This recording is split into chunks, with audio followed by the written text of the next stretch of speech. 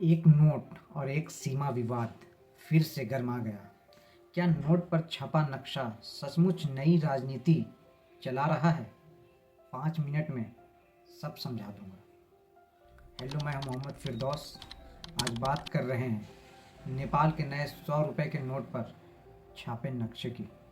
सचमुच नई राजनीति चला रहा है और क्यों यह भारत नेपाल के बीच चर्चाओं में आग लगा रहा है, मैं आपको सीधे तथ्य, प्रतिक्रिया और संभावित नतीजे 5 मिनट में समझा दूंगा। नोट के बैंक पर नेपाल का नक्शा दिखाया गया है, जिसमें काला पानी, लिपुलेखा और लिम्पियाधुरा नाम के इलाके भी नेपाल के हिस्से के रूप में रखे गए हैं। साथ में माउंट एवरेस्ट, देश का फूल और कुछ सुरक्षा निशान है। यह नक्शा नेपाल की सांसद द्वारा पहले स्वीकृत मानचित्र के रूप में अनुरूप बताया जा रहा है।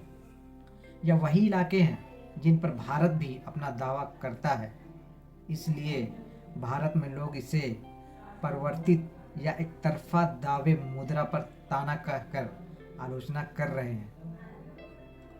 कुछ बॉर्डर ट्रेडर्स और स्थानीय बाजारों ने कहा कि वे ऐसे नोट स्वीकार नहीं करेंगे, इससे वाणिज्य प्रभावित हो सकता है।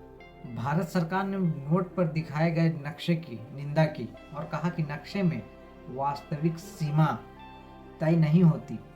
दूसरी तरफ नेपाल राष्ट्रीय बैंक और कुछ नेपाली अधिकारी कह रहे हैं कि यह नक्शा 2020 में संसद द्वारा मंजूर मानचित्र का हिस्सा है और यह उनकी राष्ट्रीय पहचान को दर्शाता है। यह कोई नया झगड़ा नहीं है दोस्तों। भारत नेपाल की सीमाओं पर पुराने समय से मतभेद रहे हैं, खासकर पहाड़ी इलाकों में। समुद्र पर नक्शा एक प्रतीक कदम है जो दावे को दर्शाता है। भौगोलिक वास्तविकता को तुरंत नहीं बदलता। तुरंत असर यह हो सकता है कि कुछ व्यापारी या बॉर्डर काउंटर नोट लेने से हिचके। राजनीतिक असर यह है कि दोनों देशों के संबंधों में ठंडापन आ सकता है और बयानबाजी तेज होगी। आमतौर पर ऐसे मसलों को कूटनीति से सुलझाया जाता है। बहुत से विशेषज्ञ कहते हैं कि सैन्य संघर्ष की संभावना कम है, पर आर्थिक और कूटनीतिक कदम उठ सकते हैं। यह तनाव को बढ़ा सकता है। तो यह था पूरा मामला संक्षेप में, एक नोट और बहुत सारी बातें। आप क्या सोचते हैं? क्या मुद्रा पर नक्शे देशभक्ति है या अनावश्यक प्रोवोकेशन? नीचे कमेंट कीजिए, वीडियो लाइक और चैनल सब्सक्राइब कर दीजिए।